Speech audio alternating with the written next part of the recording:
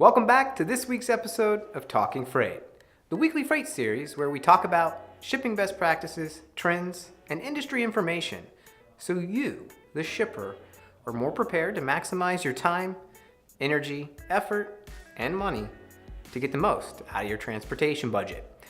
We continue our current series on all things capacity crunch by today covering the factors that actually cause a capacity crunch. Don't know what a capacity crunch is? Well, get caught up by watching one of our earlier episodes, which you can click on right up above my head. Unbelievably, the capacity crunch is back in the shipping headlines.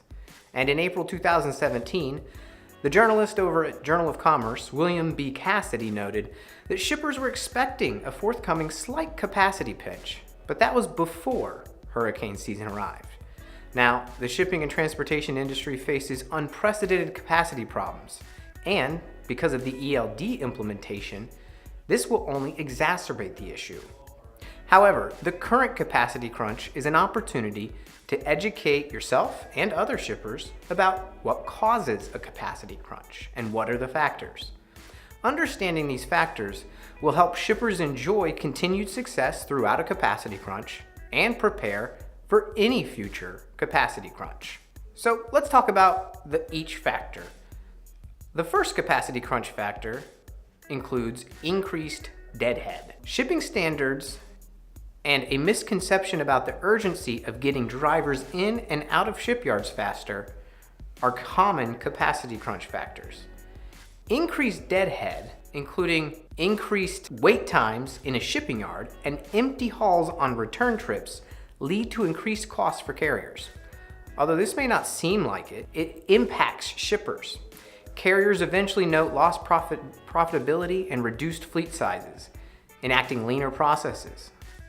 In a sense, carriers may cause the beginnings of a capacity crunch.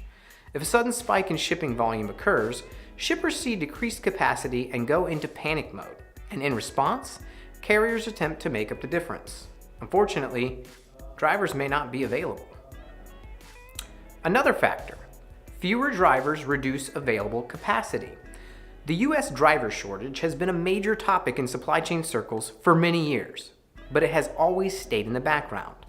Now, the American Transportation Research Institute, or ATRI, notes the lack of qualified, experienced truckers is among the trucking industry's top concern for the first time in more than a decade. The industry is short by approximately 50,000 drivers, and projections estimate that shortage to double, if not quintuple, over the next decade. Yes, 5 times worse. While the shortage may fluctuate slightly, fewer truckers will always be among the top capacity crunch factors. Another factor, increased market stamina contributes to capacity crunch. The stock market also plays a role in contributing to a capacity crunch. The sudden growth in the stock market means increases in manufacturing and commerce across the country. And as a result, shippers will have more product to move. Demand increases and available capacity decreases. Since the 2016 election, the stock market has experienced continuous growth. And if history is any indicator of anything, the stock market is likely to continue growing under the current administration. The next set of factors has to do with regulations. This can reduce available trucks, drivers, and driving hours. The impact of the current administration and legislation may also contribute or alleviate a capacity crunch. Carriers and shippers have expressed concerns over the ELD mandate, and current leaders in Congress and the White House have expressed extreme discontent over increased regulations. However, few regulations have been pushed back or overturned since the inauguration as it relates to transportation, and the ELD mandate continues. It was not delayed.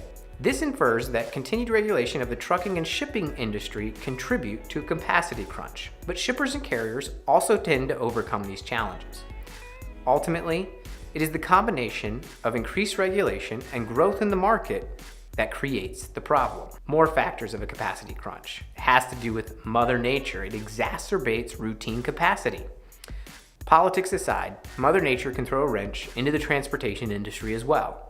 When disaster strikes, more supplies, especially building materials and the necessities of civilization, are diverted to affected areas. This puts a strain on the existing transportation resources, and if Mother Nature wipes out the infrastructure in coastal areas, such as Houston, or the port of Miami, or even shipments between Puerto Rico and the mainland, capacity tightens faster than anyone expects. And of course, where would we be without talking about this next factor? Amazon may cause a ripple effect in the capacity crunch pond. A discussion on the capacity crunch factors is incomplete without thinking about the elephant in the room, Amazon. Amazon has been a key factor in contributing to capacity crunches around the globe with each release and launch of new services or products. Although Amazon owns its own logistics network, Amazon sets the standard for other shippers and often are using other carriers itself. Take the example of Amazon Prime and free delivery. Within months after the launch of free 2-day shipping through Amazon Prime, free shipping became the standard across e-commerce. As a result, shippers had to move product faster and without increasing costs. So capacity tightened again. So what do all these factors mean? Let's look at the big picture.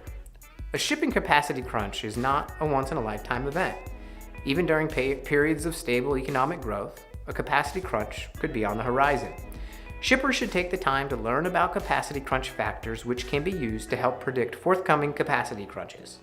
In turn, shippers can implement better processes and best practices to help combat the effects of any shipping capacity crunch. Well, that's it for this week's episode of Talking Freight. We continue our series on the capacity crunch next week, where we'll address how the driver shortage is impacting the capacity crunch a bit more specifically. And make sure you don't miss a single episode of Talking Freight.